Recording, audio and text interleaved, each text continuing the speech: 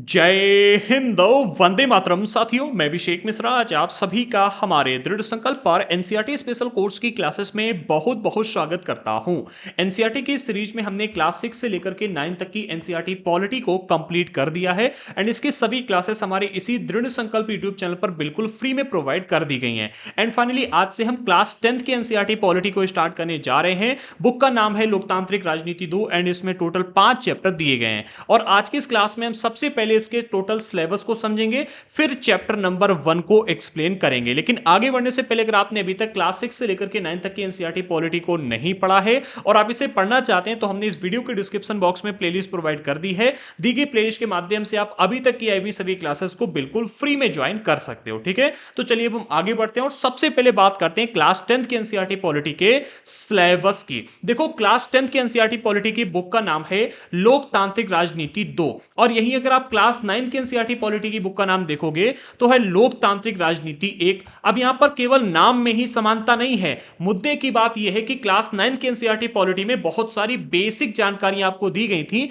जिन topics पर basic जानकारियां class 9 की एनसीईआरटी पॉलिटी में दी गई थी उन टॉपिक्स को डिटेल में आपको क्लास 10th में यहां पर पढ़ना है। तो अगर आपने अभी तक क्लास 9 की एनसीईआरटी पॉलिटी को नहीं पढ़ा है तो प्लीज क्लास 10 की एनसीईआरटी पॉलिटी को पढ़ने से पहले क्लास 9 की एनसीईआरटी पॉलिटी को जरूर पढ़ लेना और अगर आप पढ़ चुके हो तो एक बार रिवीजन कर लेना। ठीक है, चलिए हम आगे बढ़ते हैं। हम एक एक करके सभी चैप्टर्स में देख लेते हैं कि आपको किस चैप्टर में क्या पढ़ना है। सबसे पहले हम बात करते हैं चैप्टर नंबर 1 की। चैप्टर का नाम है सत्ता की साझेदारी। देखो, इस चैप्टर में मुख्य रूप से सत्ता की साझेदारी के अर्थ और इसके आवश्यक कारणों पर चर्चा की गई है। इसमें बेल्जियम और श्रीलंका के उदाहरणों के जरिए यह समझाया गया है कि सत्ता का बंटवारा किस प्रकार सामाजिक तनाव को कम कर सकता है और लोकतंत्र को मजबूत बनाने का काम करता है। इसके अलावा इस चैप्टर में सत्ता के साझेदारी के विभिन्न प्रारूपों जैसे कि सरकार के अंगों के बीच सत्ता का बंटवारा, फिर सरकार के विभिन्न स्तरों के बीच सत्ता का बंटवारा और विभिन्न सामाजिक समूहों के बीच सत्ता की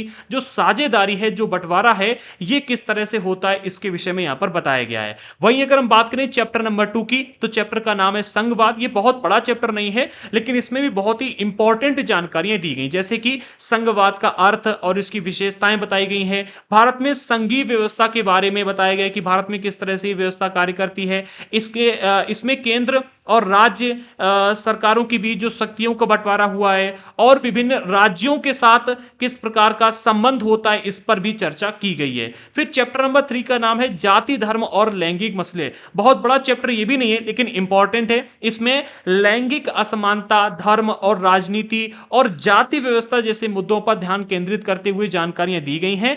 आप इस चैप्टर में देखेंगे कि कैसे ये जो मुद्दे हैं जाति, धर्म और लैंगिक असमानता समानता वाले, ये राजनीति को प्रभावित करते हैं और लोकतंत्र पर अपना गहरा प्रभाव डालते हैं। इसमें इसके विषय में बताया गया है। फिर चैप्टर नंबर 4 का नाम है राजनीतिक दल। ये बहुत बड़ा चैप्टर नहीं है लेकिन काफी इंपॉर्टेंट है। इसमें राजनीतिक दल क्या होते हैं, वे क्या कार्य करते हैं, लोकतंत्र में उनकी क्या आवश्यकता है और भारत में प्रमुख राजनीतिक दल कौन कौन से हैं। इसके अलावा राजनीतिक दलों के सामने क्या चुनौतियां हैं और उन्हें कैसे सुधारा जा सकता है, ये सारी जानकारियां इसमें दी गई हैं। फिर चैप्टर नंबर 5 जिसका नाम है लोकतंत्र के परिणाम। ये काफी बड़ा चैप्टर है और इसमें बहुत सारी जानकारियां दी गई हैं, इसको थोड़ा ध्यान से समझना। देखो, इसमें लोकतंत्र के कामकाज के विभिन्न पहलुओं पर चर्चा की गई, कोई एक दो नहीं, विभिन्न पहलुओं पर चर्चा की गई। जैसे कि लोकतांत्रिक सरकारें किस प्रकार जवाबदेह और उत्तरदायी होती हैं। जब भी कोई घटना घटित होती है, कार्य करती है तो उसके प्रति जवाबदेह और उत्तरदायी दोनों होती हैं। ठीक है, आर्थिक विकास के साथ लोकतंत्र की तुलना करेंगे यहां पर हम कि भाई जो लोकतांत्रिक सरकार होती है ये किस तरह से आर्थिक विकास करती है। ठीक है, इसके अलावा असमानता और गरीबी को कम करने में लोकतंत्र कितना सफल और असफल रहता है, गरीबी को कम करने में इसकी क्या भूमिका रही है, इस पर भी हम चर्चा करेंगे। फिर सामाजिक सद्भाव बनाए रखने में लोकतंत्र की क्या भूमिका है, इस पर भी यहां पर जानकारियां दी गई हैं। इसके अलावा नागरिकों की गरिमा और स्वतंत्रता के मामले में लोकतंत्र के जो परिणाम आते हैं, इस पर भी इस चैप्टर में जानकारियां दी गई जिस पर हम चर्चा करेंगे। ठीक है, तो चैप्टर सारे के सारे बहुत ही इंपॉर्टेंट हैं और इंपॉर्टेंट जानकारियां सभी में दी गई हैं। अच्छा, यहां पर अगर सिलेबस की बात की जाए कि हमने कौन सी एनसीईआरटी को कवर किया हुआ है तो एनसीईआरटी के सीरीज में हमने सन 2023 से लेकर के 25 तक के सिलेबस को कवर किया हुआ है, अर्थात सन 2023, 24 और 25 इन तीनों सालों की एनसीईआरटी और इसमें होने वाले बदलावों का संपूर्ण निचोड़ यहां पर आपको प्रोवाइड किया जा रहा है। अब यहां पर अगर बात की जाए कि एनसीईआरटी की हमारी क्लासेस एंड जो नोट्स हैं ये स्पेशली के लोगों के लिए हैं, तो इसे हमने स्पेशली सिविल सर्विस एग्जाम अर्थात UPSC and state PCS exam की तैयारी करने वाले छात्रों को ध्यान में रखते हुए बनाया है। लेकिन इसके अलावा अगर आप अन्य प्रतियोगी परीक्षा की तैयारी कर रहे हो जैसे कि एसएससी, रेलवे, बीपीएससी तैयारी, C TET, UP TET, H TET, MP TET, REET, D triple S B, TGT, PGT, PRT ऐसी परीक्षाओं की तैयारी कर रहे हो तो भी आप हमारी एनसीईआरटी की इन क्लासेस एंड नोट्स का उपयोग कर सकते हो, क्योंकि यहां पर हम हर एक टॉपिक को बेसिक्स के साथ फुल डिटेल में एक्सप्लेन करते हैं, जिससे कि हर एक टॉपिक आपको एक ही बार में समझ में आ जाए, उससे बनने वाले प्रश्न समझ में आ जाए और उसे आप आसानी से याद कर पाए। ठीक है, तो आगे बढ़ने से पहले अगर आपने अभी तक हमारे चैनल को सब्सक्राइब नहीं किया तो कर लीजिए, क्योंकि सारी की सारी क्लासेस बिल्कुल फ्री में हमारे इसी चैनल पर प्रोवाइड की जा रही हैं और चैप्टर नंबर 1 का पीडीएफ आपको टेलीग्राम पर बिल्कुल फ्री में मिलेगा, तो जाकर के टेलीग्राम पर ज्वाइन कर लीजिएगा, लिंक डिस्क्रिप्शन बॉक्स में दे दी गई है। अदरवाइज आप सर्च कर लेना दृढ़ संकल्प ऑफिशियल, आपको हमारा टेलीग्राम चैनल मिल जाएगा। ठीक है, बाकी अगर आप हमसे कोई सवाल पूछना चाहते हो तो इंस्टाग्राम पर मैसेज कर सकते हो, ये हैंडल है, सर्च कर लेना, अदरवाइज लिंक डिस्क्रिप्शन बॉक्स में दी गई है, फेसबुक की भी दी गई है। बाकी अगर आप हमारे एनसीईआरटी के नोट्स परचेस करना चाहते हो या टेस्ट सीरीज या कोर्स, तो अभी कभी हमारे दृढ़ संकल्प ऐप को डाउनलोड कीजिएगा। ऐप प्ले स्टोर पर अवेलेबल है और लिंक हमने डिस्क्रिप्शन बॉक्स में प्रोवाइड कर दिया, अदरवाइज आप ये नाम सर्च कर लेना। ठीक है, और व्हाट्सएप पर भी फॉलो कर लीजिएगा। और अगर आप यूपीएससी, एसएससी, रेलवे या शिक्षक भर्ती जैसे कि टीजीटी, पीजीटी या अन्य किसी प्रतियोगी परीक्षा की तैयारी कर रहे हैं और इसके लिए आपको एनसीईआरटी पढ़नी है, तो मैं आपको हमारा एनसीईआरटी स्पेशल कोर्स रिकमेंड करूंगा। इससे बेटर कोर्स आपको और कहीं नहीं मिलेगा। अभी कुछ ऑफर्स भी चल रहे हैं, तो आइए इस कोर्स के विषय में और ऑफर के विषय में आपको बता देता हूं, फिर आगे बढ़ते हैं। हमारा एनसीईआरटी स्पेशल कोर्स एक ऑल इन वन कोर्स है। इसमें हम क्लास 6 से लेकर के 12 तक की NCERT history, geography, polity and economics को कंप्लीट कवर कर रहे हैं। फीचर्स के आधार पर ये बेस्ट एनसीईआरटी कोर्स एवर है, क्योंकि इस कोर्स में हम आपको जो quality content and features provide कर रहे हैं ये 10 से 15,000 रुपए के कोर्सेस में भी और कोई भी प्रोवाइड नहीं कर रहा है। इसमें हम आपको सबसे पहले special recorded classes and special notes provide कर रहे हैं, एंड इन दोनों को बनाते समय हम काफी रिसर्च करते हैं और इंपॉर्टेंट टॉपिक्स को अलग से हाईलाइट करके रखते हैं, जिससे कि उन पर फोकस कर पाए आप और रिवीजन के टाइम पर उनको समझना आपके लिए थोड़ा सा आसान रहे। और आपके डाउट्स को क्लियर करने के लिए एक डाउट ग्रुप दिया गया है। साथ ही साथ इस कोर्स का सबसे हाईलाइटेड फीचर मिलता है टेस्ट सीरीज और क्विज। देखो, इसमें हम आपको जो टेस्ट सीरीज प्रोवाइड कर रहे हैं, ऐसी टेस्ट सीरीज आपको और कहीं भी मिलने वाली नहीं है, क्योंकि हम इसमें हर एक चैप्टर पर कम से कम 50 से 100 क्वेश्चन तैयार कर रहे हैं, जिससे कि हर एक टॉपिक से बनने वाले सभी तरह के प्रश्नों को आप अच्छी तरह से प्रैक्टिस कर पाए। एंड चूंकि हमारा ये कोर्स एक ऑल इन वन कोर्स है, इसलिए आप किसी भी एग्जाम, देखो इस कोर्स को स्पेशली हमने यूपीएससी वालों के लिए बनाया हुआ है, लेकिन अगर आप इसके अलावा एसएससी की तैयारी कर रहे हो, शिक्षक भर्ती की तैयारी कर रहे हो, पुलिस की तैयारी कर रहे हो, अन्य किसी भी एग्जाम की तैयारी कर रहे हो, तो भी इस कोर्स को ज्वाइन कर सकते हो, क्योंकि इस कोर्स में हम हर एक टॉपिक को बेसिक्स के साथ गहराई से एडवांस लेवल तक कवर करते हैं, जिससे कि हर एक टॉपिक को, हर एक चीज को समझना आपके लिए आसान रहे। एंड चूंकि मैं काफी लंबे समय से यूट्यूब चैनल पर बिल्कुल फ्री में क्लासेस प्रोवाइड कर रहा हूं, इसलिए मुझे पता है कि हर बच्चा पेड कोर्स अफोर्ड नहीं कर सकता, और इसी बात का ध्यान रखते हुए मैंने हमारे एनसीईआरटी स्पेशल कोर्स की सभी क्लासेस को कंप्लीटली फ्री कर दिया, जो कि हमारे इसी यूट्यूब चैनल एंड हमारे दृढ़ संकल्प ऐप दोनों ही जगह पर बिल्कुल फ्री में प्रोवाइड की जा रही हैं। अगर आप अभी तक की आई हुई क्लासेस देखना चाहते हो तो हमने डिस्क्रिप्शन बॉक्स में सभी की प्लेलिस्ट दे दी है, प्लेलिस्ट के माध्यम से अभी तक की आई हुई सभी क्लासेस को आप बिल्कुल फ्री में देख सकते हो। एंड हाँ, अगर आप इस कोर्स को ज्वाइन करना चाहते हो तो अभी कभी प्ले स्टोर से हमारे दृढ़ संकल्प ऐप को डाउनलोड कीजिएगा। ऐप की लिंक हमने डिस्क्रिप्शन बॉक्स में दे दी है, अदरवाइज आप प्ले स्टोर पर सर्च कर लेना। डाउनलोड करने के बाद आप रजिस्टर कर लेना, नाम, फोन नंबर, ईमेल आईडी वगैरह डाल करके, फिर आपको कुछ इस तरह का इंटरफेस दिखेगा। अगर आपको ओनली नोट्स चाहिए हैं तो ओनली नोट्स पर क्लिक कीजिएगा, ओनली टेस्ट सीरीज चाहिए तो ओनली टेस्ट सीरीज भी परचेस कर सकते हो। एंड अगर आपको हमारा ये एनसीईआरटी स्पेशल कोर्स या किसी एक सब्जेक्ट का कोर्स चाहिए तो वो भी आप पेड कोर्स पर जाकर के परचेस कर सकते हो। एंड अगर आपको देखना है कि कैसा कंटेंट है, वो फ्री कंटेंट में जाकर के आप देख सकते हो कि नोट्स आपको कैसे मिलेंगे। एंड हाँ, कूपन कोड अभिषेक सर, इस कूपन कोड का इस्तेमाल करने पर कोर्सेस में आपको 25% का डिस्काउंट मिलेगा। एंड अगर आप नोट्स परचेस कर रहे हो तो उसमें भी जो भी डिस्काउंट चल रहा होगा मिलेगा। आप इस कूपन कोड का इस्तेमाल करके कोर्सेस एंड नोट्स को परचेस कर सकते हो डिस्काउंट के साथ। अभी 25 चल रहा है, आगे जो भी होगा वो आपको मिलेगा। ठीक है, तो चलिए आगे बढ़ते हैं और अपने मुख्य टॉपिक पर फोकस करते हैं। तो चैप्टर नंबर 1 का नाम है सत्ता की साझेदारी। इस चैप्टर में आपको क्या-क्या पढ़ना है ये ऑलरेडी हम आपको बता चुके हैं, लेकिन फिर भी आइए एक बार देख लेते हैं कि इस चैप्टर में कौन-कौन से मुख्य टॉपिक दिए गए हैं और इन टॉपिक्स में आपको क्या-क्या पढ़ना है। तो इस चैप्टर में ये टोटल 4 टॉपिक दिए गए, जिसमें पहला है सत्ता की साझेदारी का अर्थ। इसमें आपको समझना है कि सत्ता की साझेदारी क्या है और लोकतंत्र के लिए सत्ता की साझेदारी क्यों जरूरी है। दूसरा है बेल्जियम और श्रीलंका का उदाहरण। इसमें आपको समझना है कि इन दोनों देशों ने सत्ता का बंटवारा कैसे किया और इस सत्ता के बंटवारे का परिणाम क्या हुआ। ठीक है। तीसरे टॉपिक में आपको सत्ता की साझेदारी की जरूरत के पक्ष में दो मुख्य तर्क मिलते हैं, एक है युक्तिपरक और दूसरा नैतिक। इन दोनों तर्कों को एक एक करके समझना है। फिर चौथे टॉपिक में आपको सत्ता की साझेदारी के रूप समझने हैं। यहां पर 4 प्रमुख तरीके दिए गए, इन चारों तरीकों को आप एक एक करके चैप्टर में समझेंगे। ठीक है। तो चलिए आगे बढ़ते हैं और एक एक करके सभी चीजों को एक्सप्लेन करते हैं। लेकिन उससे पहले अगर आपने अभी तक हमारे चैनल को सब्सक्राइब नहीं किया तो कर दीजिएगा, और अगर आपको हमारी ये क्लास समझ में आती है, हर एक टॉपिक अच्छी तरह से समझ में आता है, तो वीडियो को लाइक और शेयर जरूर कर देना। ठीक है। तो यहां पर सबसे पहले परिचय दिया गया है। अब परिचय में क्या है कि 2-3 इंपॉर्टेंट पॉइंट दिए गए, साथ ही साथ चैप्टर और आगे की एनसीईआरटी क्लासेस के विषय में बताया गया। ठीक है। क्लास 10 के एनसीईआरटी के विषय में बताया गया है, तो इसको समझ लो फिर आगे बढ़ते हैं। कहा जा रहा है कि लोकतांत्रिक व्यवस्था में सारी ताकत किसी एक अंग तक सीमित नहीं होती। विधायिका, कार्यपालिका और न्यायपालिका के बीच पूरी समझ के साथ सत्ता को विकेंद्रित कर देना लोकतंत्र के कामकाज के लिए बहुत जरूरी है। अर्थात लोकतांत्रिक व्यवस्था में, किसी भी लोकतांत्रिक व्यवस्था में जो सत्ता की ताकत होती है उसे केवल एक केंद्र तक सीमित करके नहीं रखा जाता।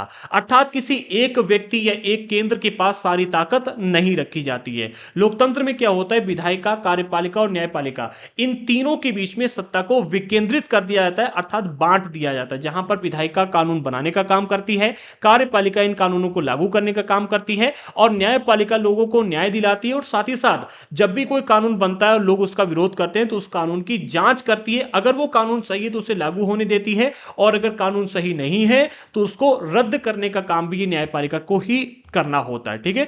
तो लोकतंत्र में क्या होता है कि सत्ता की ताकत किसी एक केंद्र के पास में नहीं रहती है। इस सत्ता की ताकत को विकेंद्रित कर दिया जाता है, अर्थात कई केंद्रों में बांट दिया जाता है। इससे क्या होता है, लोकतंत्र के कामकाज के लिए यह बहुत जरूरी होता है, लोकतंत्र के कामकाज के लिए। ठीक है। आगे बढ़ते हैं। आगे कहा जा रहा है कि पहले 3 अध्यायों में हम सत्ता के बंटवारे पर सोच विचार को आगे बढ़ाएंगे। बेल्जियम और श्रीलंका की 2 घटनाएं बताती हैं कि विभिन्न लोकतांत्रिक शासन पद्धतियां सत्ता के बंटवारे की मांग से किस तरह निपटती हैं। अर्थात क्लास 10 के एनसीईआरटी पॉलिटी में जो पहले के 3 चैप्टर दिए गए, अर्थात चैप्टर नंबर 1 से लेकर 3, इन तीनों चैप्टर में आपको सत्ता के बंटवारे को समझना है। सत्ता के बंटवारे को विभिन्न तरीकों से आप समझोगे, जिसमें चैप्टर नंबर 1 में बेल्जियम और श्रीलंका की 2 घटनाएं दी गई जिन्हें आपको समझना है, और इन घटनाओं के माध्यम से आप ये समझेंगे कि विभिन्न प्रकार की जो लोकतांत्रिक शासन पद्धतियां हैं, लोकतांत्रिक देश हैं, वो सत्ता के बंटवारे की मांग से किस तरह से निपटती हैं। ठीक है। इन घटनाओं से यह समझने में कुछ मदद मिलेगी कि आखिर लोकतंत्र में सत्ता के बंटवारे की जरूरत क्यों होती है। ठीक है। जो कि आप यहां पर समझेंगे। ठीक है। इसके अलावा इससे हम सत्ता के बंटवारे के उन रूपों पर बातचीत कर सकेंगे जिनकी चर्चा अगले 2 अध्यायों में की गई है। ठीक है। तो यहां पर आज के इस चैप्टर में मुख्य रूप से आपको यह समझना है कि सत्ता के बंटवारे की जरूरत क्यों है। ठीक है। फिर हम आगे बढ़ेंगे और अगले 2 अध्यायों में सत्ता के बंटवारे को और बारीकी से समझेंगे। अब हम यहां पर बात करते हैं बेल्जियम और श्रीलंका की। ठीक है। अब यहां पर आपको सबसे पहले बेल्जियम और श्रीलंका, इन दोनों देशों की जो जातीय बुनावट है, ठीक है, जो ज्योग्राफिकल चीजें, उनको समझना है। फिर इन्होंने सत्ता का बंटवारा कैसे किया वो आप समझेंगे। ठीक है। तो हम सबसे पहले बात करते हैं बेल्जियम की। ये आपके सामने बेल्जियम का नक्शा दिया गया, यहां पर आप देख सकते हो। अब इस नक्शे में पहले समझ लो कि यहां की जातीय बुनावट कैसे है, फिर हम लिखित रूप से जानकारियां दी गई उनको एक्सप्लेन करेंगे। अब यहां पर जो आपको ये पीला वाला एरिया मिलता है, ये वाला एरिया, ठीक है, ये फ्लेमिश इलाका है और यहां पर डच भाषा बोलने वाले लोग रहते हैं। ठीक है। फ्लेमिश इलाका है और डच भाषी लोग रहते हैं। जो आपका ये रेड वाला एरिया है, ठीक है, ये रेड वाला एरिया, ठीक है, रेड वाला एरिया बेलोन इलाका कहा जाता है और यहां पर फ्रेंच भाषी लोग रहते हैं। ठीक है। ये जो आपका ऑरेंज वाला छोटा सा एरिया, ये राजधानी है ब्रुसेल्स। ठीक है। और यहां पर क्या है कि लगभग सभी भाषाओं के लोग रहते हैं। इसको भी हम आगे चल करके बताएंगे। बस इतना समझ लो कि ये राजधानी है ब्रुसेल्स। एंड जो ये थोड़ा सा ग्राफिक्स वाला एरिया दिया गया, जहां पर ब्लू लाइन की गई है, ये एक ऐसा एरिया है जहां पर जर्मन भाषी लोग रहते हैं। ठीक है। अब आगे बढ़ते हैं और एक एक चीज को थोड़ा डिटेल में अब यहां पर आप समझना। ठीक है। कहा जा रहा है कि भैया बेल्जियम यूरोप का एक छोटा सा देश है, क्षेत्रफल में हरियाणा राज्य से भी छोटा। इसकी सीमाएं फ्रांस, नीदरलैंड, जर्मनी और लक्समबर्ग से लगती हैं। इसकी आबादी 1 करोड़ से थोड़ी अधिक है, यानी हरियाणा की आबादी के से करीब आधी।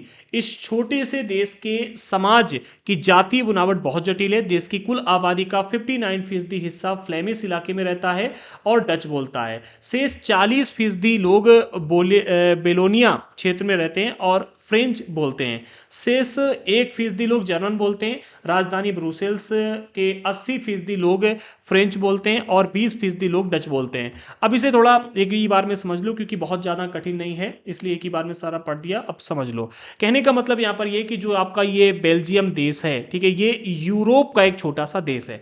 क्षेत्रफल की अगर बात की जाए तो हरियाणा से भी छोटा है। हरियाणा राज्य आप देख लो, उससे भी छोटा है, ठीक है। अगर सीमाएं बात की जाए कि किस किस देश से लगती है, तो फ्रांस, नीदरलैंड, जर्मनी और लक्समबर्ग, इन 4 देशों से इसकी जो अंतरराष्ट्रीय सीमाएं हैं वो लगती हैं। आबादी की बात की जाए तो हरियाणा की आबादी से करीब आधी आबादी यहां पर रहती है, मान लो करोड़ के आसपास, ठीक है।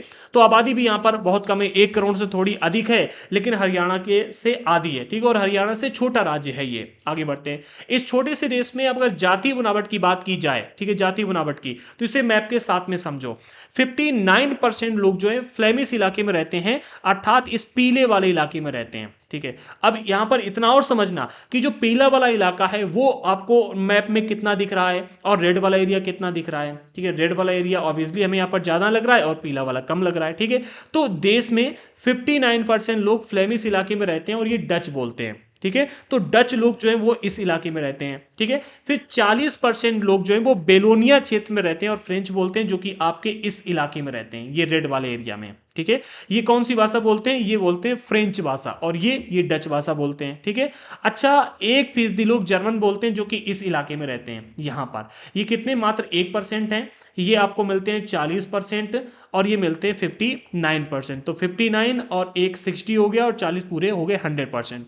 अब अगर बात की जाए इस एरिया की, जो कि ऑरेंज वाला है, तो ये है राजधानी। अब राजधानी में कितने परसेंट कौन लोग रहते हैं? तो राजधानी में 80% लोग जो हैं वो आपको मिलेंगे फ्रेंच और 20% लोग मिलेंगे डच, ठीक है। अब अगर आबादी के हिसाब से देखा जाए तो देश में जो डच लोगों की आबादी है वो है 59%। इसके बाद भी राजधानी में आपको जो फ्रेंच लोग हैं वो ज्यादा मिलते हैं। इसके पीछे का कारण क्या है? क्योंकि जो डच लोग हैं, ठीक है, जो डच लोग हैं उनके पास शिक्षा, संसाधन और संपत्ति की काफी कमी है। और यहां पर जो ये फ्रेंच भाषी लोग हैं इनके पास शिक्षा, संसाधन और संपत्ति, ये सारी चीजें हैं, ठीक है। कहने का मतलब ये है कि पीले वाले इलाके में जो लोग रहते हैं, जो डच लोग रहते हैं, ये उतनी उन्नति नहीं कर पाए, ये समृद्ध नहीं है, ये कम समृद्ध हैं। और जो आपके रेड वाले एरिया में फ्रेंच लोग रहते हैं ये समृद्धशाली। इसीलिए राजधानी में 80% समृद्धशाली फ्रेंच लोग रहते हैं और 20% ये डच लोग रहते हैं जो कि समृद्ध नहीं है, मतलब अगर पूरे देश के लिहाज से अगर देखा जाए तो, ठीक है। अब इसको थोड़ा और डिटेल में समझो कि क्यों समृद्ध नहीं है, इसके पीछे का कारण क्या है। तो अगले बिंदु में यहां पर कहा जा रहा है कि अल्पसंख्यक फ्रेंच भाषी लोग तुलनात्मक रूप से ज्यादा समृद्ध और ताकतवर हैं। देश में केवल इनकी संख्या 40% है, ठीक है।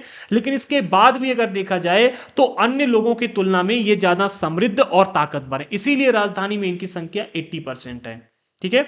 बहुत बाद में जाकर आर्थिक विकास और शिक्षा का लाभ पाने वाले डच भाषी लोगों की इस स्थिति से नाराजगी थी। देखो, जो डच भाषी लोग हैं इनकी संख्या तो ज्यादा है, ठीक है, लेकिन इनको शिक्षा और विकास के जो लाभ मिले हैं वो बहुत बाद में जाकर के मिल पाए। इससे इनके अंदर बहुत ज्यादा नाराजगी थी कि भाई इनकी संख्या देश में ज्यादा है, इसके बाद भी ये आगे नहीं बढ़ पा रहे, ठीक है। इसके चलते 1950 और 60 के दशक में, यानी कि इन 20 सालों में, ठीक है, 50 से 60 और 60 से 70 के दशक में अगर आप देखोगे, यानी कि इन 20 सालों में डच और फ्रेंच बोलने वाले समूह के बीच में तनाव बढ़ने लगा, काफी तनाव बढ़ा, लड़ाई झगड़े भी हुए, डिशुम डिशुम हुआ होगा, ठीक है। इस टकराव का सबसे तीखा रूप ब्रुसेल्स में दिखा था। ब्रुसेल्स जो कि राजधानी है, यहां पर इस टकराव का सबसे तीखा, सबसे भयावह रूप देखने को मिला था, ठीक है। आगे कहा जा रहा है कि यह एक विशेष तरह की समस्या थी। डच बोलने वाले संख्या में अपेक्षाकृत ज्यादा थे और लेकिन धन और समृद्धि के मामले में कमजोर और अल्पमत थे।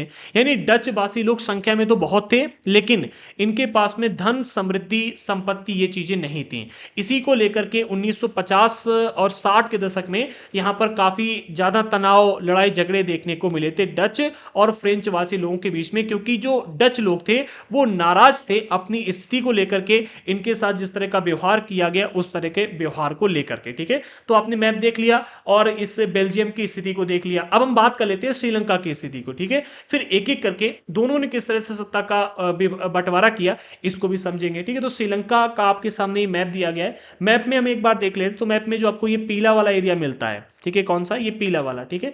ये पीला वाला सिंगली लोग यहां पर ज्यादा रहते हैं, ठीक है। पीले वाले एरिया में सिंगली लोग रहते हैं। फिर जो आपको ये ऑरेंज वाला मिलता है, ये किनारे किनारे वाला ऑरेंज, ये, ठीक है, यहां पर रहते हैं श्रीलंकाई तमिल, ठीक है। और जो रेड वाला है ये, ठीक है, यहां पर रहते हैं भारतवंशी तमिल। अब भारतवंशी तमिल कौन है और श्रीलंकाई तमिल कौन है, अभी हम आगे आपको समझाएंगे, ठीक है। एंड जो ये आपको धब्बे टाइप के दिख रहे हैं, लाइन लाइन वाले, ये, ठीक है, ये ये वाले, ठीक है, ये इन धब्बे वाले इलाकों में रहते हैं आपके मुसलमान लोग, ठीक है। अब इसे हम एक बार लिखित रूप से जानकारी दी गई उसे थोड़ा डिटेल में एक्सप्लेन करते हैं, ठीक है। चलिए आगे बढ़ते हैं। हाँ, तो यहां पर अगले बिंदु में कहा जा रहा है कि श्रीलंका एक द्वीपीय देश है। अच्छा, द्वीपीय देश किसे कहते हैं भी समझ लो। जो देश चारों तरफ से जल से घिरा हुआ होता है उसे कहते हैं द्वीपीय देश, और जो देश तीन तरफ से जल से घिरा हुआ होता है उसे कहते हैं प्रायद्वीप। हमारा भारतीय जो भारत देश है ये एक प्रायद्वीपीय देश कहा जाता है, ठीक है। प्रायद्वीपीय क्योंकि अगर आप हमारे भारत को देखो तो कुछ इस तरह से, इधर आपको मिलता है पाकिस्तान, इधर मिलता है आपका चाइना, ये मिलता है, ठीक है, इधर आपको मिलता है बांग्लादेश। अब इस तरह से देखा जाए तो ये जो आपका उत्तर वाला एरिया, ये, ठीक है, यहां पर आपको मिलता है हिमालय पर्वत, ठीक है। और इधर आपको भूखंड मिल जाता है, इधर आपको मिलता है सागर, इधर मिलता है सागर, इधर मिलता है सागर, ठीक है। तो तीन तरफ से जल से घिरा हुआ, इसलिए भारत को कहा जाता है प्रायद्वीप, ठीक है।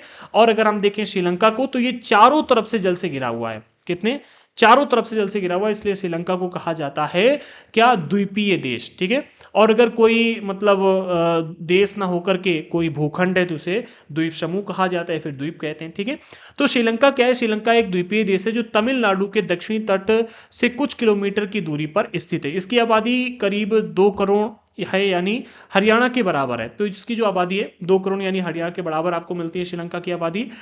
दक्षिण एशिया के अन्य देशों की तरह श्रीलंका की आबादी में भी कई जातीय समूह के लोग रहते हैं। हाँ, अगर हम दक्षिणी एशिया की बात करें तो दक्षिणी एशिया में हमारा भारत भी आता है, श्रीलंका भी आता है, पाकिस्तान भी आता है, पाकिस्तान हाँ आता होगा, ठीक है, एंड बांग्लादेश भी आता है, ठीक है। तो दक्षिणी एशिया में यानी कि एशिया के दक्षिण इलाके में रहे जो देश हैं उनकी अगर बात की जाए तो ये श्रीलंका भी आपका दक्षिणी एशिया का ही हिस्सा है। और इस श्रीलंका में आपको कई जातीय समूह के लोग मिलेंगे, अर्थात यहां पर भी विविधताएं बहुत अधिक है। सबसे प्रमुख जातीय समूह जो यहां पर रहता है वो आपको मिलता है सामाजिक समूह, वो है सिंघलियों का, ठीक है। कितने परसेंट है, तो 74% आबादी यहां पर आपको मिलती है सिंगली समुदाय के लोगों की, ठीक है।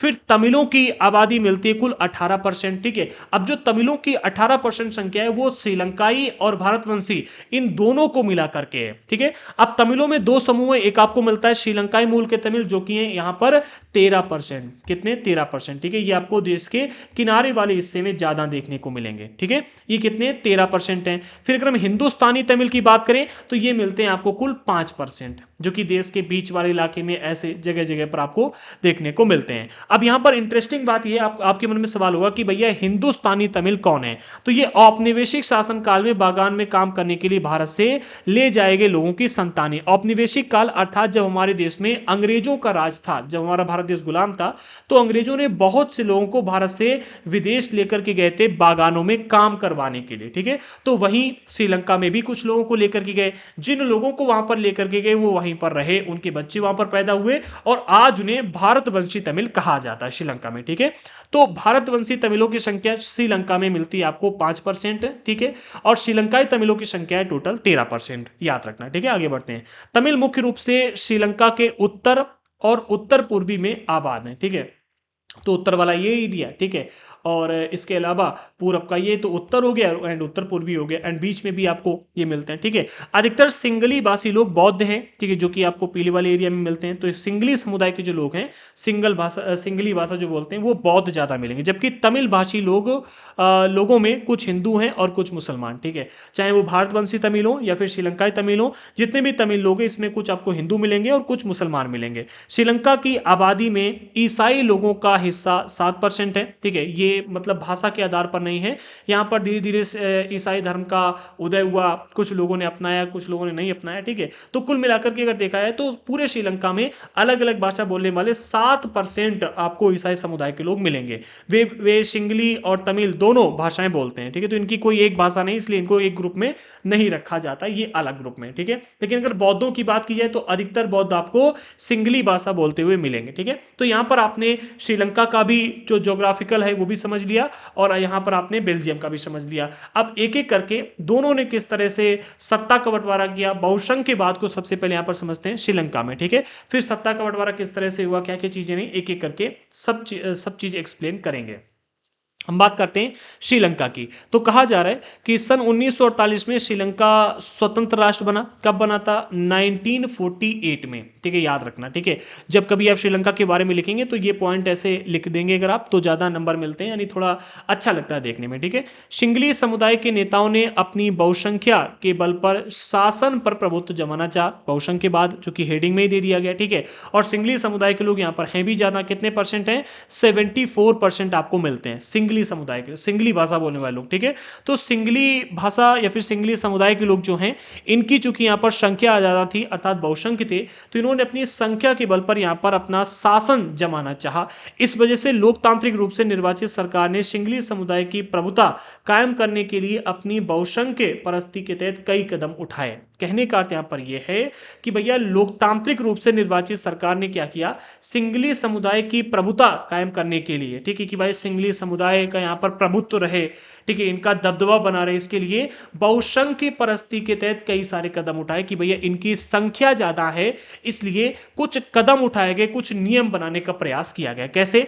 अगले बिंदु में कहा जा रहा है कि 1956 में एक कानून बनाया गया जिसके तहत तमिल को दरकिनार करके सिंगली को एकमात्र राजभाषा घोषित कर दिया गया। चूंकि सिंगली समुदाय के लोगों की संख्या ज्यादा थी, बहुसंख्य थी, तो बहुसंख्य परस्ती के तहत मतलब इनकी संख्या ज्यादा थी, इसलिए क्या किया गया, सिंगली को एकमात्र राजभाषा बना दिया गया। सबसे पहला कदम, ठीक है।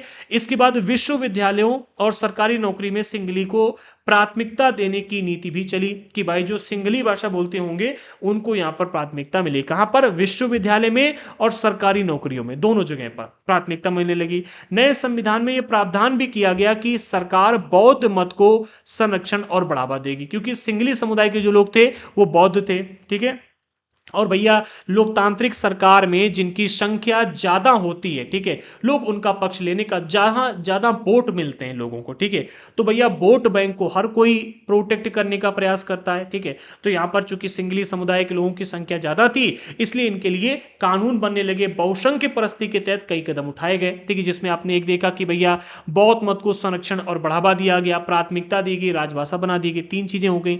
अगले बिंदु में एक एक करके आए इन सरकारी फैसलों ने श्रीलंकाई तमिलों की नाराजगी और शासन को लेकर उनमें बेगानापन बढ़ा दिया, ठीक है।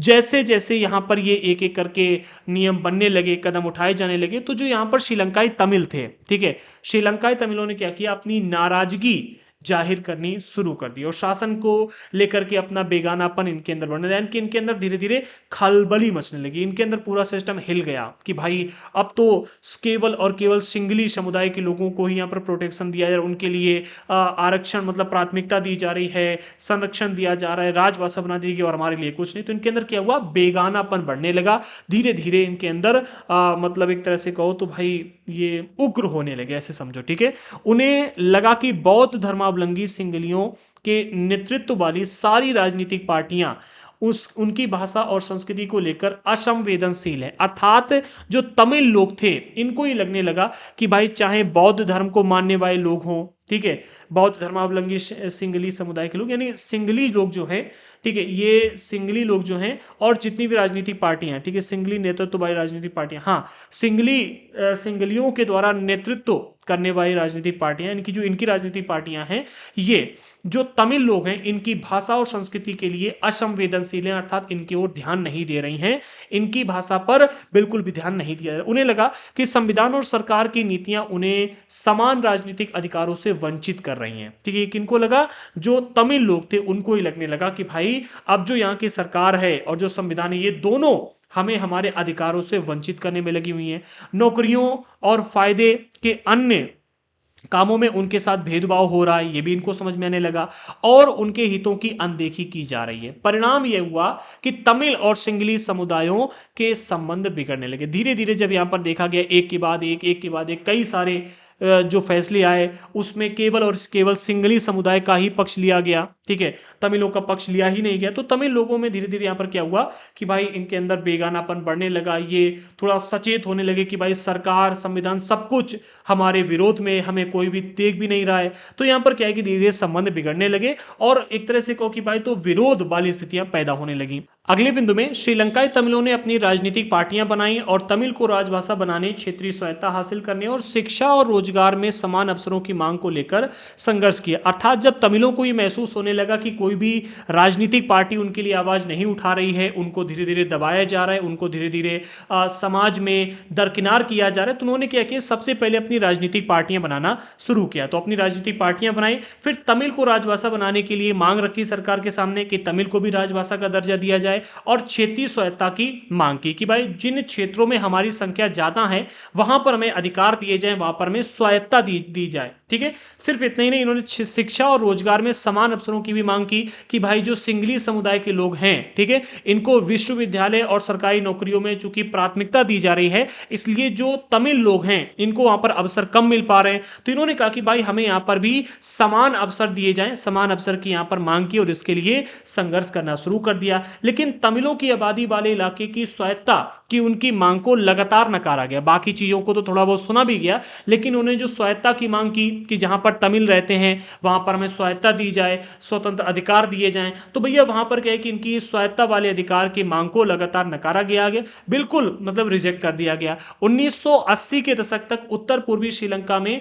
स्वतंत्र तमिल ईलम अर्थात सरकार बनाने की मांग को लेकर के अनेक राजनीतिक संगठन बने। अर्थात 1980 के दशक तक आते आते अब यहां पर तमिल लोग अपने लिए आवाज उठाने के लिए केवल ना खड़े हुए, बल्कि उन्होंने क्या किया, अपनी राजनीतिक संगठन बना लिए और ये कहा कि भाई उत्तर पूर्वी श्रीलंका में हम स्वतंत्र तमिल सरकार बनाएंगे और इसके लिए अनेक राजनीतिक संगठन बना लिए गए, ठीक है। आगे बढ़ते हैं।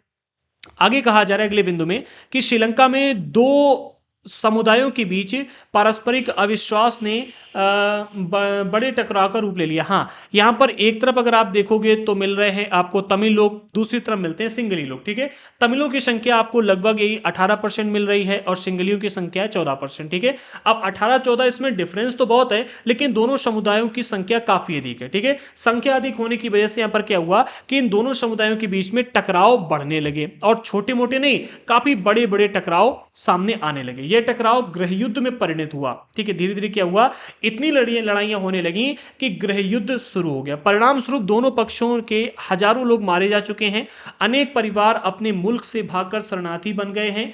इससे भी कई गुना ज्यादा लोगों की रोजी रोटी चौपट हो गई।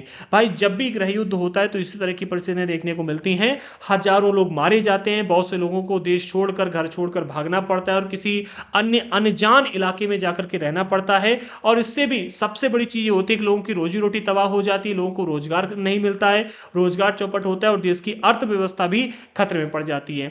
आपने पढ़ा, देखो क्लास 10 की जो आपकी अर्थव्यवस्था अर्थशास्त्र की पाठ्य पुस्तक है, इसके चैप्टर नंबर 1 में हम आर्थिक विकास, शिक्षा और स्वास्थ्य के मामले में श्रीलंका का जो रिकॉर्ड है इसको पढ़ेंगे। ये बताया गया है इसमें कि भैया रिकॉर्ड बहुत अच्छा है, मतलब हमारे आसपास के जो देश अगर हम देखें, हमारे क्षेत्र के देशों में तो आर्थिक विकास, शिक्षा, स्वास्थ्य इसके मामले में श्रीलंका का रिकॉर्ड अच्छा है। पर वहां पर जो एक गृह युद्ध हुआ 1980 के आसपास, ठीक है, ये जो गृह युद्ध हुआ था 1980 में, जब राजनीतिक संगठन बने इसके बाद धीरे धीरे टकराव बढ़ने लगे, फिर जब गृह युद्ध हुआ, ठीक है, तो गृह युद्ध से मुल्क के सामाजिक, सांस्कृतिक और आर्थिक जीवन में काफी परेशानियां पैदा हुई। फिर 2009 में इस गृह युद्ध का अंत हुआ तो उसके पीछे कई सारे कारण रहे, ठीक है। आगे चल करके इसको आपको डिटेल में पढ़ना है, ठीक है। कहने का मतलब यहां पर यह है कि भाई एक समाज को जब दबाया गया, ठीक है, तो उसने अपने उत्थान के लिए आवाज उठाई।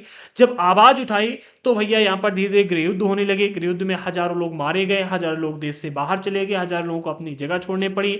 आर्थिक, शिक्षा और स्वास्थ्य, इन सभी क्षेत्रों में बड़े पैमाने पर नुकसान झेलना पड़ा। ठीक है, संस्कृति, आर्थिक जीवन, सभी चीजों में परेशानियां हुई और ये युद्ध 2009 में जाकर के समाप्त हुआ। कैसे समाप्त हुआ ये आगे चल करके आपको पढ़ना है, अभी बस इतना समझो कि 2009 में ये युद्ध समाप्त हो गया था। ठीक है, और अभी फिर से गृह युद्ध हुआ था, सरकार वगैरह वहां पर ध्वस्त कर दी गई थी, जिसके बारे में भी आपको आगे पढ़ना है। अभी एनसीईआरटी में इतनी ही जानकारी दी गई, मैं बहुत डिटेल में नहीं जाऊंगा क्योंकि डिटेल में जाऊंगा तो 20 से 25 मिनट में और इसको एक्सप्लेन करना पड़ेगा। ठीक है, जो कि भी हमारा टॉपिक ऐसा नहीं है, तो जितना है उतना समझ लो, फिर आगे बाद में समझेंगे। अब हम बात करते हैं बेल्जियम की कि बेल्जियम ने किस तरह से सत्ता का बंटवारा किया। यहां पर तो आपने समझ लिया कि भाई सत्ता का बंटवारा करने के लिए इन्होंने क्या किया, सिंगली समुदाय के लोगों को ही यहां पर स्वायत्ता ज्यादा दे दी। इससे क्या हुआ, यहां पर गृह युद्ध हुआ। ठीक है, यहां की स्थिति आपने देख ली। अब हम बात करते हैं बेल्जियम की। ठीक है, श्रीलंका ने तो अपना कबाड़ा कर ही लिया था। बेल्जियम की अगर बात की जाए तो बेल्जियम के नेताओं ने श्रीलंका से अलग रास्ता अपनाने का फैसला किया था। उन्होंने क्षेत्रीय अंतरों और सांस्कृतिक विविधता को स्वीकार किया था। इन्होंने क्या किया, जितने भी क्षेत्रों में अंतर इनको देखने को मिला, जो क्षेत्रीय अंतर थे कि भाई इस इलाके में हिंदू हैं, उस इलाके में मुस्लिम है, उस इलाके में बौद्ध हैं, जैन है, तो जितने भी क्षेत्रीय अंतर थे, क्षेत्रीय विविधताएं थी, सांस्कृतिक विविधताएं थी, इन सबको स्वीकार किया। ठीक है, 1970 और 1993 के बीच उन्होंने अपने संविधान में 4 संशोधन सिर्फ इस बात के लिए किए कि किए कि देश में रहने वाले किसी भी आदमी को बेगानेपन का एहसास ना हो। इन्होंने सिर्फ इसलिए 4 संशोधन किए कि देश में जितने भी लोग रह रहे हैं उनमें से किसी को भी बेगानेपन का एहसास ना हो, हर कोई मतलब सभी मिलजुल करके रहें और सिर्फ इतने नहीं, सभी लोग खुशी से रहें, हमारे यहाँ पर गृह युद्ध ना हो, सभी अच्छी तरह से रहें। ठीक है, उन्होंने इसके लिए जो व्यवस्था की वह बहुत ही कल्पनाशील है तथा कोई और देश ऐसा नहीं कर पाया। बेल्जियम ने जिस तरह की का मॉडल अपनाया, जिस तरह से सत्ता का बंटवारा किया, वो बहुत ही इंटरेस्टिंग है। बेल्जियम के मॉडल की कुछ मुख्य बातें निम्नलिखित यहां पर दी गई, इनको समझ लो, फिर हम इस क्लास को आगे बढ़ाएंगे। ठीक है, कौन कौन सी बातें हैं, 4-5 पॉइंट दिए गए, 4-5 पॉइंट को समझो। सबसे पहले इन्होंने क्या किया, इन्होंने संविधान में इस बात का स्पष्ट प्रावधान किया कि केंद्रीय सरकार में डच और फ्रेंच वासी मंत्रियों की संख्या समान रहेगी। भले ही मतलब यहां पर अनुपात जनसंख्या के हिसाब से अगर देखा जाए तो कम ज्यादा है, लेकिन मंत्रियों की जो संख्या रहेगी वो समान रहेगी। ठीक है, कुछ विशेष कानून तभी बन सकते हैं जब दोनों भाषाई समूह के सांसदों का बहुमत उसके पक्ष में हो। यानी जो भी यहां पर कानून बनाने जा रहा है, कुछ विशेष कानून तभी बन सकते हैं जब दोनों पक्षों, डच और फ्रेंच भाषी दोनों भाषाओं के सांसदों का बहुमत उसके पास होगा, तभी वो विशेष प्रावधान ला पाएगा। ठीक है, इस प्रकार किसी एक समुदाय के लोग एक तरफा फैसला नहीं कर सकते। ऐसा हो जाए कि मतलब डच भाषा के लोग ही सारे के सारे सांसद बन जाते हैं, तो ऐसा नहीं होगा। ठीक है, दोनों भाषाओं के आधे आधे मंत्री होंगे और जब दोनों का समान इनको बहुमत मिलेगा, दोनों पक्षों को बहुमत मिलेगा, तभी कोई फैसला ले सकते हैं। अगले बिंदु में, केंद्र सरकार की अनेक शक्तियां देश के 2 इलाकों की क्षेत्रीय सरकारों को सुपुर्द अर्थात सौंप दी गई। ठीक है, सुपुर्द कर दी गई अर्थात सौंप दी गई, यानी राज्य सरकारें केंद्रीय सरकार के अधीन नहीं रही। यहां पर क्या हुआ, अनेक शक्तियां, ठीक है, केंद्र सरकार की अनेक शक्तियां देश के 2 इलाकों की क्षेत्रीय सरकारों, एक आपको मिलता है डच वाला, एक मिलता है फ्रेंच वाला। ठीक है, तो दोनों इलाकों की जो सरकारें थी, राज्य सरकारें थी, उनको केंद्र की कई सारी शक्तियां सौंप दी गई, यानी कि उनको केंद्र के अधीन नहीं रखा गया, उनको मतलब अपने निर्णय लेने के लिए स्वतंत्र कर दिया गया। ठीक है, आगे बढ़ते हैं अगले बिंदु में। ब्रुसेल्स में अलग सरकार है और इसमें दोनों समुदायों का समान प्रतिनिधित्व, यानी राजधानी में सरकार अलग बनेगी। ठीक है, और राजधानी में दोनों समुदायों के लोगों का समान प्रतिनिधित्व होगा। फ्रेंच भाषी लोगों ने ब्रुसेल्स में समान प्रतिनिधित्व के इस प्रस्ताव को स्वीकार किया, क्योंकि डच भाषी लोगों ने केंद्रीय सरकार में बराबरी का प्रतिनिधित्व स्वीकार कर लिया था। ठीक है, तो चूंकि यहां पर डच भाषी लोग थे, उन्होंने केंद्र में बराबरी का प्रतिनिधित्व स्वीकार किया, इसलिए जो फ्रेंच लोग थे, इन्होंने यहां पर क्या किया कि मतलब ब्रुसेल्स में समान प्रतिनिधित्व को स्वीकार कर लिया। ठीक है, अगले बिंदु में, केंद्रीय और राज्य सरकारों के अलावा यहां एक तीसरे स्तर की सरकार भी काम करती है, यानी सामुदायिक सरकार। ठीक है, ये जो तीसरे स्तर की सरकार, ये बहुत अधिक इंटरेस्टिंग है। ये सरकार भाषा आधारित होती है। ठीक है, डच यानी डच, फ्रेंच और जर्मन भाषी समुदायों के लोग चाहे वे देश में कहीं भी रहते हो, अपनी अपनी भाषाई समुदायों की सामुदायिक सरकार का चुनाव करते हैं। ये थोड़ा इंटरेस्टिंग है, इसे ध्यान से समझो और इस पर प्रश्न बन सकता है। यहां पर क्या है, ये थोड़ा अलग है, ये आपको और किसी देश में नहीं मिलेगा। क्या है, केंद्र और राज्य सरकारों के अलावा यहां पर एक केंद्र सरकार बनती है, एक राज्य सरकार बनती है, ठीक है। इसके अलावा एक तीसरे स्तर की सरकार मिलती है जिसे कहते हैं सामुदायिक सरकार, ठीक है। अलग अलग समुदायों की सरकार बनती है, ठीक है। जैसे कि यहां पर कहा जाता है ये जो सरकार है ये भाषा पर आधारित होती है, ये किसी देश पर आधारित नहीं है, ठीक है। ये किस पर है, भाषा पर आधारित है। यानी डच, फ्रेंच और जर्मन भाषी समुदायों के लोग चाहे वे देश में कहीं भी रहते हो, चाहे वो देश के उत्तरी इलाके में हो या पश्चिमी में या पूर्वी में या दक्षिण में, किसी भी इलाके में रहते हो, अपनी अपनी भाषाई समुदाय की सामुदायिक सरकार का चुनाव करते हैं, ठीक है। पूरे देश के लोग मिलकर के अपनी भाषा की सामुदायिक सरकार का यहां पर चुनाव किया जाता है। इस सरकार को सांस्कृतिक शिक्षा, संस्कृति शिक्षा और भाषा जैसे मसलों पर फैसले लेने का अधिकार होता है, ठीक है। तो इनको ये एक अधिकार दिया गया है कि भाई आप संस्कृति, शिक्षा और भाषा पर फैसले लोगे, ठीक है। अगले बिंदु में कहा जा रहा है कि बेल्जियम का मॉडल निश्चित रूप से जटिल है, पर यह व्यवस्था बेहद सफल रही है। इससे मुल्क में गृहयुद्ध की आशंका पर विराम लग गया, वरना गृहयुद्ध की स्थिति में बेल्जियम भाषा के आधार पर दो टुकड़े में बट गया होता, क्योंकि भाई यहाँ पर दोनों भाषाओं के लोगों की संख्या आधी आधी लमसम मिलती है आपको, एक की 59 एक की 40 है, तो लमसम ज़्यादा डिफरेंस है नहीं, ठीक है। तो यहाँ पर क्या है कि दो टुकड़े में अब तक बट गया होता, बटा नहीं है, क्योंकि यहाँ पर बहुत अच्छी तरह से बेहद सफल मॉडल यहाँ पर रखा गया। जब अनेक यूरोपीय देशों ने साथ मिलकर यूरोपीय संघ बनाने का फैसला किया तो ब्रुसेल्स को उसका मुख्यालय चुना गया, क्योंकि यहाँ पर आपको अधिक समानता देखने को मिलती है। और भी कई सारे कारण रहे होंगे, लेकिन ब्रुसेल्स को यूरोपीय संघ का मुख्यालय चुना गया, ये भी आपको एक पॉइंट मिल गया है, तो इसे आप याद रखना, ठीक है। प्रश्न आ सकता है कि भैया यूरोपीय संघ का मुख्यालय कहां पर है, तो ब्रुसेल्स। ब्रुसेल्स क्या है, तो ये बेल्जियम की राजधानी है, ठीक है। आगे बढ़ते, अब बस एक टॉपिक और समझो, आपका ये समझ लो कि हो गया, ठीक है। तो बेल्जियम और श्रीलंका की इन कथाओं से हमें क्या शिक्षा मिलती है। दोनों ही देश लोकतांत्रिक हैं, चाहे बेल्जियम की बात करें या श्रीलंका की बात करें, फिर भी सत्ता की साझेदारी के सवाल को उन्होंने अलग अलग ढंग से निपटाने की कोशिश की। वहीं भारत को अगर आप देखोगे तो भारत में भाषा के आधार पर कोई भी सामुदायिक सरकार नहीं बनती है, जबकि वहां पर बन रही है। हमारे यहाँ पर धर्म के आधार पर कोई भी सामुदायिक सरकार नहीं बनती है, ठीक है। तो भाई जहां पर जैसी जरूरत मिली उन्होंने उस हिसाब से लोकतंत्र को बना लिया, ठीक है। तो दोनों ही देशों में लोकतांत्रिक सरकार है, लेकिन दोनों देशों में जो सत्ता का बंटवारा किया गया वो अलग अलग तरीके से किया गया, ठीक है। सत्ता की साझेदारी जो की गई वो अलग अलग ढंग से की गई। बेल्जियम के नेताओं को लगा कि विभिन्न समुदाय और क्षेत्रों की भावनाओं का आदर करने पर ही देश की एकता संभव है, ठीक है। उनको ऐसा लगा कि भाई अगर हम हमारे देश में रहने वाले लोगों की भावनाओं का ध्यान नहीं रखेंगे तो हमारा देश टूट जाएगा। इस एहसास के चलते दोनों पक्ष सत्ता की साझेदारी करने पर सहमत हो गए और सत्ता की साझेदारी कर ली। वहीं श्रीलंका की बात की जाए तो श्रीलंका में ठीक उल्टा रास्ता अपनाया गया। इससे यह पता चलता है कि अगर बहुसंख्यक समुदाय दूसरों पर प्रभुत्व कायम करने और सत्ता में उनको हिस्सेदार ना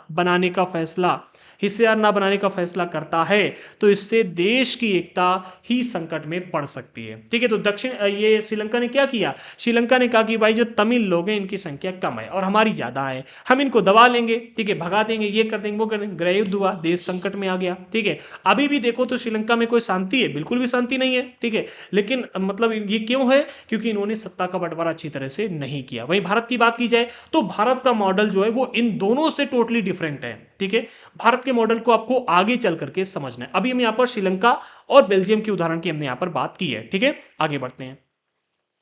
अब यहां तक हमारा पार्ट 1 हो गया, ठीक है। पार्ट 1 यहां पर हम कंप्लीट करते हैं और पार्ट 2 में हम बात करेंगे कि सत्ता की साझेदारी क्यों जरूरी है, ठीक है। ये भी एक इंपॉर्टेंट टॉपिक है, ठीक है। यहां पर हम युक्तिपरक और नैतिक तर्क, इन दोनों तर्कों पर बात करेंगे कि भाई आखिरकार सत्ता की साझेदारी क्यों जरूरी है। फिर सत्ता की साझेदारी के रूपों को समझेंगे। थोड़ा से बड़े टॉपिक है, इसलिए इनको हम अगले पार्ट में कवर करेंगे, ठीक है।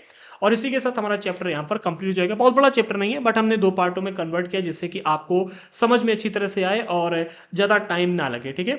तो मिलते हैं अगली वीडियो के साथ में। तब तक के लिए अगर आपने अभी तक हमारे चैनल को सब्सक्राइब नहीं किया तो कर लीजिएगा, साथ ही साथ बेल आइकन को प्रेस करना बिल्कुल भी मत भूलना। और अगर आपको एनसीईआरटी के नोट्स या हमारा कोर्स परचेस करना है तो अभी के भी हमारे दृढ़ संकल्प ऐप को डाउनलोड कीजिएगा। ऐप की लिंक हमने डिस्क्रिप्शन बॉक्स में दे दी है और इस नंबर पर व्हाट्सएप पर मैसेज करके आप हमसे संपर्क भी कर सकते हो। बाकी अभी तक जो क्लासेस आ चुकी हैं उनकी प्लेलिस्ट हमने डिस्क्रिप्शन बॉक्स में दे दी है, दी गई प्लेलिस्ट के माध्यम से अभी तक की आई हुई सभी क्लासेस को आप बिल्कुल फ्री में ज्वाइन कर सकते हो। तो मिलते हैं अगली वीडियो के साथ में, तब तक के लिए जय हिंद साथियों।